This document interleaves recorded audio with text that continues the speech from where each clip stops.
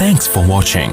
Don't forget to like, comment, share and subscribe to Mufti Tariq Masood, famous scholar. تو اللہ نے ہمیں جو پیدا کیا میرے بھائی کس کے لیے؟ غلامی کے لیے.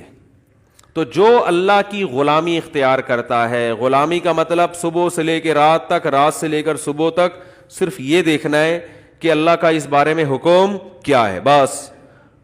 اور اللہ کے حکم کو پہچاننے کے لیے صحیح علماء سے رابطہ کرنا ہے، کیونکہ آج کل لوگ اللہ کا کس بارے میں کیا حکم ہے اس حکم کو پہچاننے میں بھی بڑی غلطی کر رہے ہوتے ہیں. جو حکم نہیں ہوتا اس کو حکم سمجھ رہے ہوتے ہیں، جو حکم ہوتا ہے اس کو حکم نہیں سمجھ رہے ہوتے. یہ کام بہت ہو رہے. تو جب سامنے آ گیا کہ یہ اللہ کا حکم ہے تو ہم نے اپنے آپ کو اس حکم کے حوالے کر دینا ہے بس.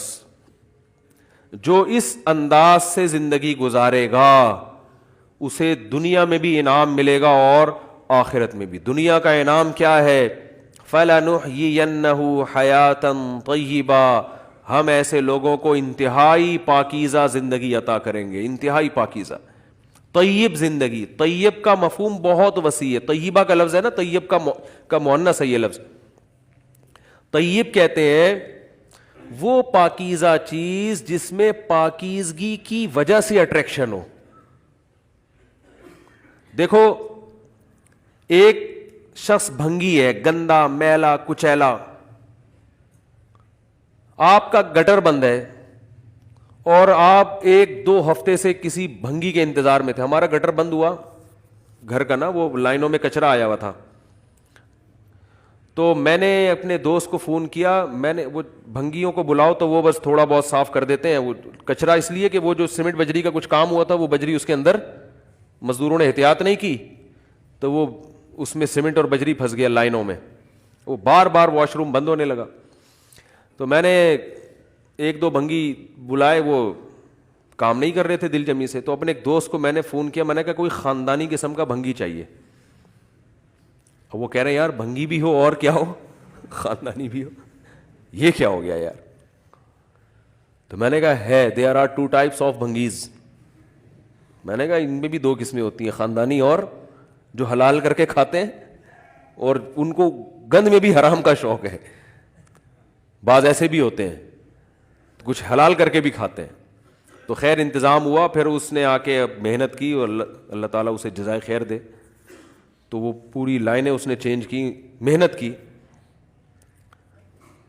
تو اب دیکھو کسی کے بھی گھر میں واش روم بند ہو جائے، مسائل کھڑے ہو جائیں تو بھنگی کی طرف بھی اس کی رغبت ہوگی کہ نہیں ہوگی؟ اس کے لیے اس وقت سب سے زیادہ اٹریکشن کس میں ہوگی؟ خاندانی بھنگی میں. کہ یار کوئی خاندانی قسم کا کیا مل جائے، بولتے کیوں نہیں بھنگی مل جائے. تو مجھے جب فون آیا نا تو میں سارے کام چھوڑ کر آ گیا. پھر اس سے ہم نے گلی کے گٹر بھی، یہ تو گورنمنٹ کی ذمہ داری ہے گلی کے گٹروں کا کام، لیکن ہم نے اپنے خرچے پہ گلی کے گٹروں کی بھی صفائی کروائی. گٹر کے ڈھکن بنوائے ہم نے اپنے ذاتی، میں نے اپنے خرچے پہ. آپ اندازہ لگاؤ یار یہاں تک نوبت پہنچ چکی ہے کہ لوگ اپنے ذاتی خرچوں پہ گٹر کی صفائی بھی کروا رہے ہیں، اس کے ڈھکن بھی بنوا رہے ہیں. تو ہم نے اپنے، اور سب حضرات سے میں کہتا ہوں کراچی میں اگر صفائی چاہتے ہو اپنے گھر کے سامنے کے ایریے کو، اپنی گلیوں کو خود صاف رکھو. حکومت سے آپ یہ امیدیں نہ لگائیں. لوگ کہتے ہیں نا ابھی پنجاب سے کوئی رشتہ دار ہے، کہہ رہے ہیں اتنا گندا کراچی.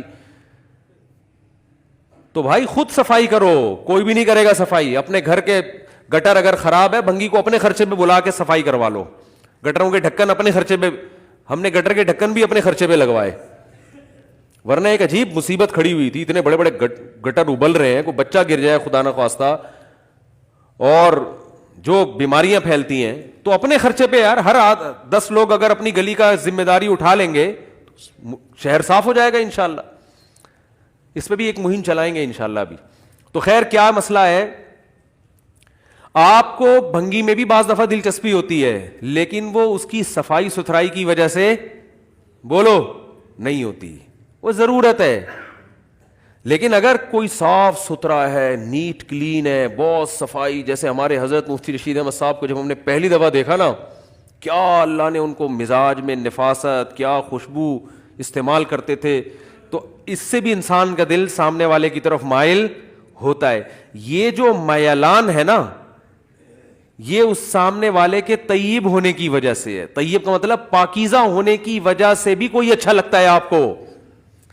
تو اللہ فرماتے ہیں جو میری غلامی اختیار کرے گا فَلَنُحْيِيَنَّهُ حَيَاةً طَيِّبًا, اسے ایسی زندگی دوں گا جو طیب ہوگی, یعنی اس زندگی میں اتنی پاکیزگی ہوگی, اتنی صفائی اور اتنا ستھری ہوئی زندگی ہوگی کہ وہ زندگی اس کو اچھی لگے گی اپنے صاف ستھرے ہونے کی وجہ سے.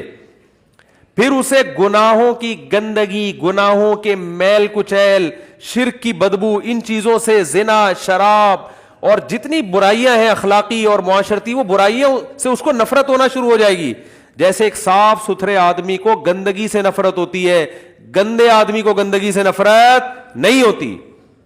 آپ کچھ دن کسی بھنگی کو نہلاؤ, ڈیٹول سے, تیزاب سے نہلا دو اس کو. کراچی میں اگر کوئی بھنگی ہے تو میرا خیال ہے اس کو تیزاب سے نہلانا پڑے گا, کیونکہ اس بیچارے کا سارا دن کام کیا ہے, گندگیاں اٹھانا. بہت گندا ہو گیا کراچی. تو آپ نے اس کو تیزاب سے نہلایا, آپ نے پھر جناب اس کو خوشبو میں نہلایا, سفید کپڑے پہنائے, بالکل صاف ستھرے. 1 ہفتہ 2 ہفتہ 1 مہینہ آپ اس کو اس حالت میں رکھیں تو وہ دوبارہ گندگی صاف کرنے کا گوارا نہیں کرے, اس کو صفائی سے محبت ہو جائے گی. ہمیں حیرانگی ہوتی ہے نا یار, یہ بھنگی لوگ سارا دن یہ کیسے گھستے ہیں بیچارے. بھائی یہ مجبور ہو کے یہ کام ان کی فطرت میں شامل ہو چکا ہوتا ہے, لہذا ان کو گندگی سے نفرت ختم ہو جاتی ہے. ہاں وہ پورے ڈوب جاتے ہیں اور وہ نکل کے زندہ سلامت واپس آ جاتے ہیں. رپورٹ پیش کی ہے, بہترین رپورٹ پیش کی ہے, کہہ رہے اندر ڈوب بھی جاتے ہیں وہ. ایک عام آدمی صاف پانی میں ڈوب کے مر جاتا ہے. تو وجہ کیا ہے میرے بھائی؟ وجہ یہی ہے کہ جو انسان اللہ کی غلامی اختیار کرتا ہے نا, آہستہ آہستہ پاک, کیونکہ اللہ نے جتنے احکام دیے وہ سارے پاکیزہ حکم ہیں, صفائی ستھرائی ہے اس میں. زبان کو گندگی سے بچانا, آنکھوں کو گندگی سے بچانا, آنکھوں کو بد نظری سے بچانا, زبان کو جھوٹ غیبت سے بچانا, ہاتھوں کو حرام کمانے سے بچانا, جھوٹ بولنے سے بچنا. یہ ساری ایسی تعلیمات ہیں کہ عمل کرتے کرتے کرتے انسان اندر سے صاف ستھرا ہونا شروع ہو جاتا ہے. پھر جب اندر سے صاف ہوتا ہے تو اس کو اپنی زندگی خود محبوب ہو جاتی ہے, اس کو زندہ رہنے میں مزہ آنا شروع ہوتا ہے. یہ جو ادھر سے پیسے ہتھیا لیے, ادھر سے رشوت لے لی, ادھر سے جھوٹ بولا, ادھر سے یہ لوگ ہمارے اکثر وکیل حضرات کر رہے ہوتے ہیں, سارے نہیں جو میرا بیان سن رہے ہیں ان کے علاوہ, تو آپ دیکھو نا ان کے چہروں پہ عجیب سی نحوست نہیں ہو جاتی؟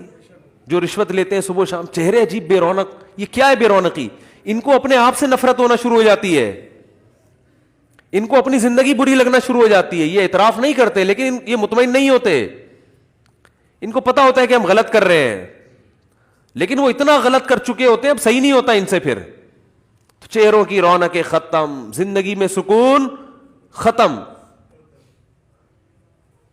تو جب انسان اپنے کردار کو اچھا کر لے, اللہ کی غلامی اختیار کر لیتا ہے, کیونکہ اللہ کی غلامی نہ کرنا خود ایک بہت بڑی گندگی ہے کہ جس نے پیدا کیا اس کو کیسے بھول جائے بھائی. تو انسان کا ضمیر مطمئن, جیسے صاف ستھرا ہونے سے انسان کو خوشی ہوتی ہے نا, ایسے ہی گناہوں سے توبہ کرنے سے بھی انسان کو خوشی ہوتی ہے, برائیوں سے بچنے سے. پھر اس کی زندگی خود اس کے لیے اٹریکٹیو بن جاتی ہے, اور یہ وہ والی اٹریکشن نہیں ہے جو کسی ضرورت کی بیس پر ہو, یہ وہ اٹریکشن ہے جو پاکیزہ ہونے کی بیس پہ. جیسے اچھے کھانے, خوشبودار کھانے وہ بھی انسان کو اچھے لگتے ہیں, اور بعض دفعہ بیماری میں کوئی کڑوی چیز بھی, بدبودار چیز بھی کھانی پڑتی ہے, تو کھا تو وہ بھی لیتا ہے لیکن مزہ نہیں آتا.